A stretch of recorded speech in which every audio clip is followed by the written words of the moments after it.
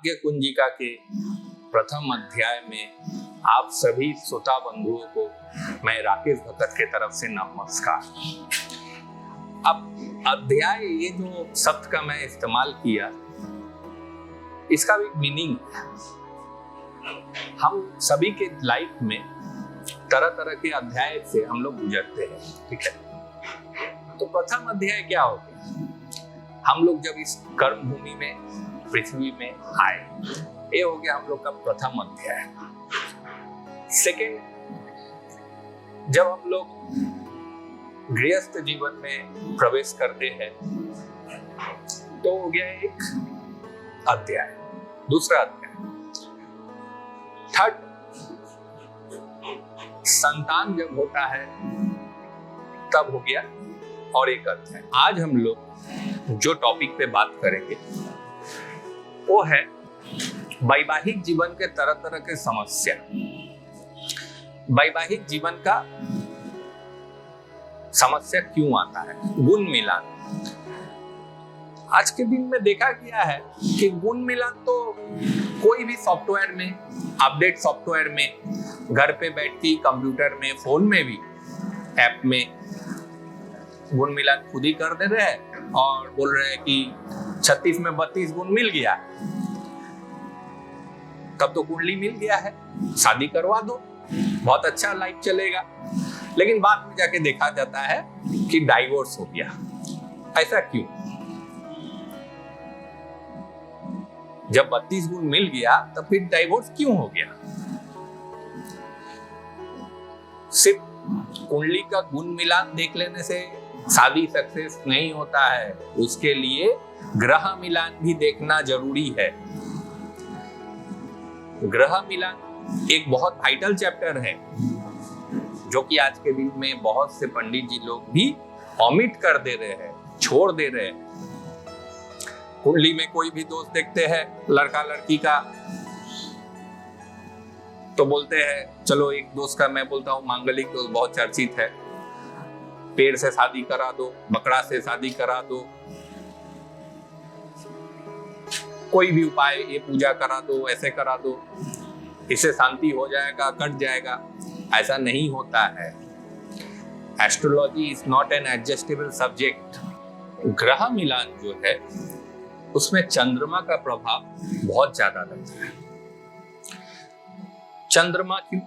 चंद्रमा मन का कारक ग्रह है। चंद्रमा से मन का मील देखा जाता है। चंद्रमा बहुत सेंटिमेंटल प्लैनेट है। चंद्रमा पृथ्वी के बहुत नजदीक रहता है। इसका प्रभाव ज्वार भाटा के वक्त ही देखा जाता है। तो जब हम लोग एक नया अध्याय चालू करने जाते हैं वैवाहिक जीवन का, तो अननोन जगह में जाते हैं, अननोन पर्सन के संग घर गृहस्थी बसाने का सोचते हैं। तो चंद्रमा जो है वो बहुत सेंसिटिव प्लैनेट है, तो इसमें एक काफी बड़ा रोल प्ले करता है। ये तो गया चंद्रमा का बात। चंद्रमा मन का मील कराता है। अब मन का मील होने से तो नहीं ना होगा, शादी ब्याह होने से घर संसार है, गृहस्थी है, फैमिली है, mother in law, father in law, brother in law, बहुत तरह तरह के अनेकों रिश्ता है। घर में और भी परिवार है, सबके संग एडजस्टमेंट होगा कि नहीं होगा। लड़की शादी करके आई तो उसका सबके संग में एडजस्टमेंट होगा कि नहीं होगा। कल जाके वो अलग हो जाएगी कि नहीं होगी। फाइनेंशियल पोजीशन क्या रहेगा, फाइनेंस कैसे अपग्रेड पोजीशन में जाएगा, शादी होने के बाद फाइनेंस डेवलप होगा कि ब्रेकडाउन कर जाएगा, कोलैप्स हो जाएगा, गिर जाएगा। तो ये तो चंद्रमा से नहीं ना देख सकेंगे हम लोग।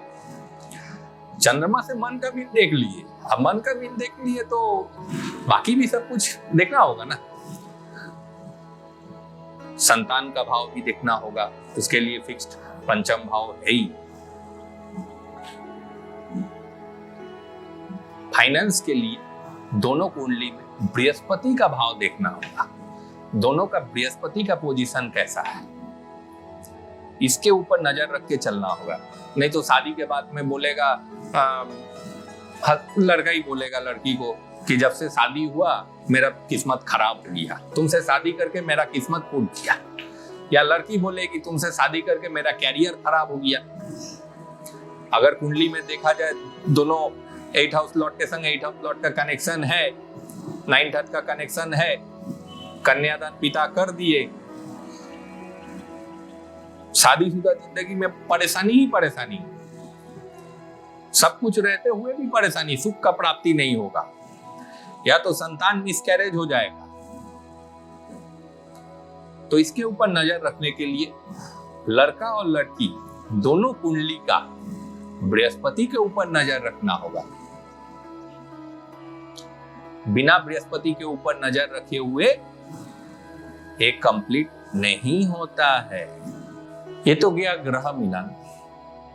अब थोड़ा वर्ण का भी बात किया जाए। हम लोग का 4 वर्ण में भाग किया गया है, ब्राह्मण, वैश्य, शूद्र, क्षत्रिय। उदाहरण स्वरूप 1-2 मैं बात बोलता हूं, जैसे कि ब्राह्मण वर्ण में नारी दोष बहुत घातक साबित होता है। शूद्र वर्ण में योनि दोष बहुत प्रॉब्लमेटिक होता है। अब योनि दोष क्या है?